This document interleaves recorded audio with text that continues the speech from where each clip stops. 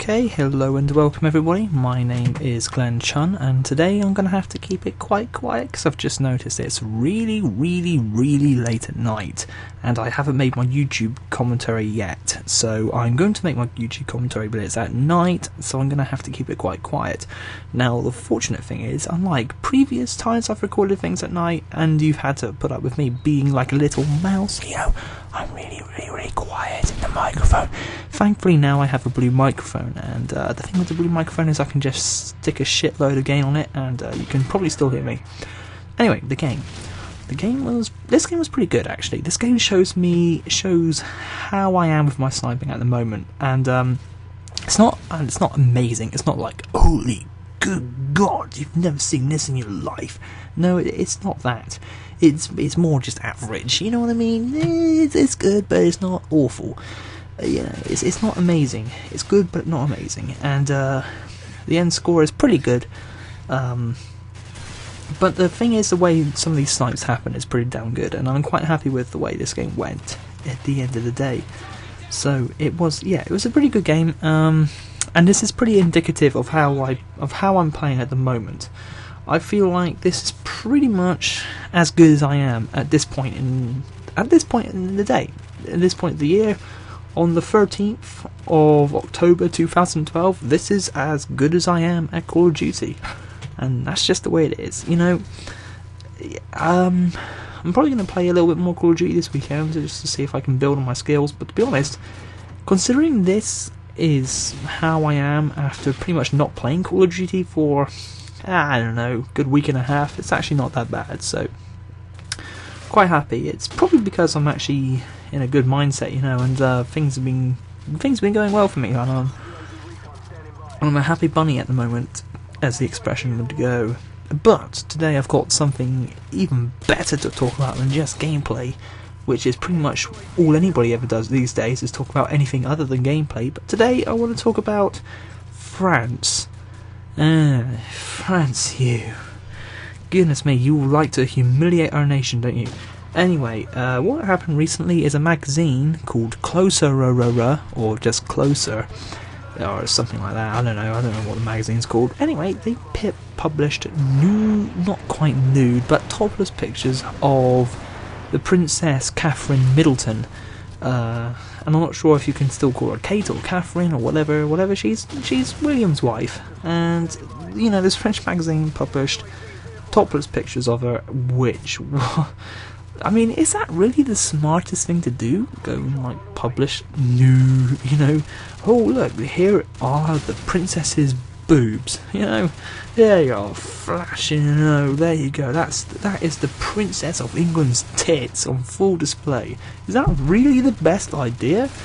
I don't think so, that's just like, it's just asking for a lawsuit, it's like people, more to the point, I'm not quite sure how it's going to reflect on Catherine Middleton herself, because Catherine Middleton is seen as quite a nice girl, you know what I mean? Nice girl, whatever. And I just think that, considering the recent shit that Prince Harry has been in for, having those new pictures taken in Las Vegas, this is not really the best of times for Catherine Middleton to be photographed topless. I mean, I kind of understand why she may have been topless in William's presence.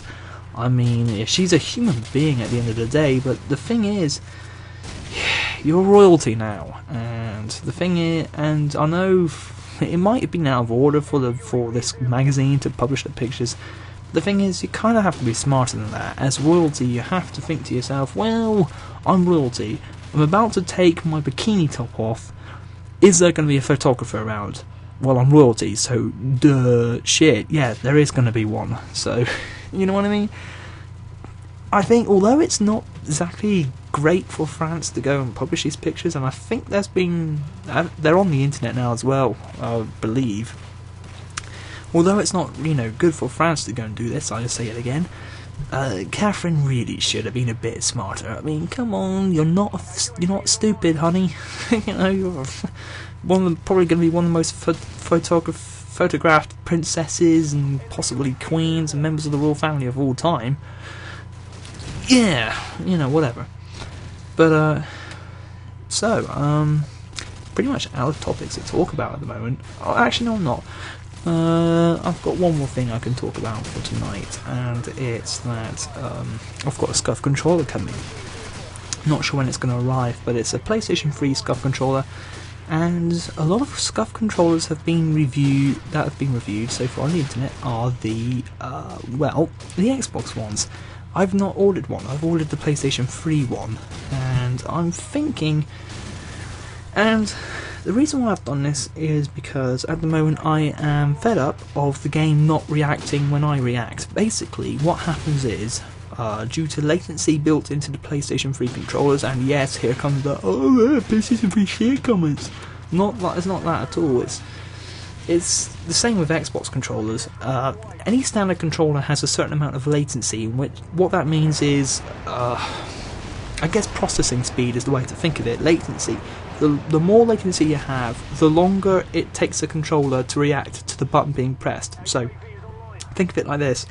If you were to press the right trigger on your Xbox controller, the latency would be how long the game finally takes to shoot the gun after you've pressed that trigger. For me, at the moment with that PlayStation controller, if I shoot and then reload, and it comes...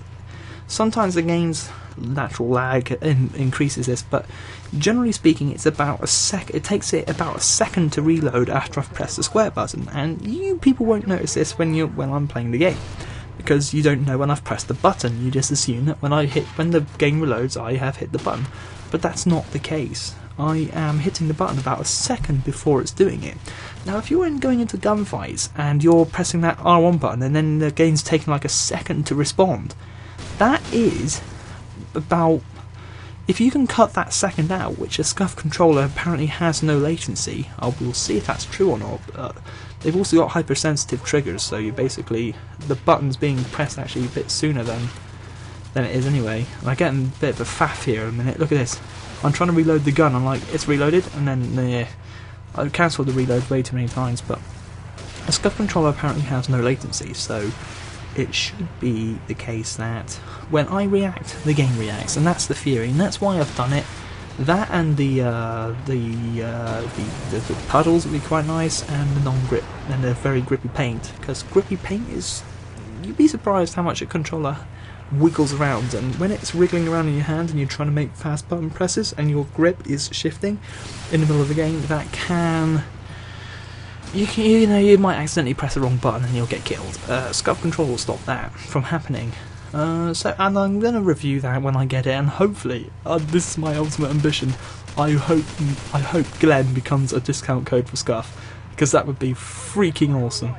Anyway, I'm going to pop some music on for the rest of this, and actually I probably won't bother, I'll just leave it with the game audio. Thank you for watching, and doodles!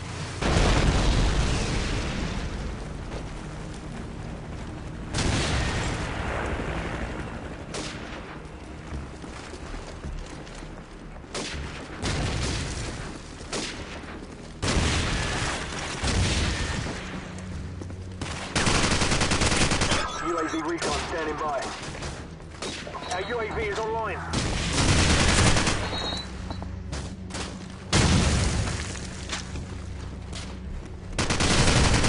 Airstrike standing by. Our UAV is online. Mission accomplished.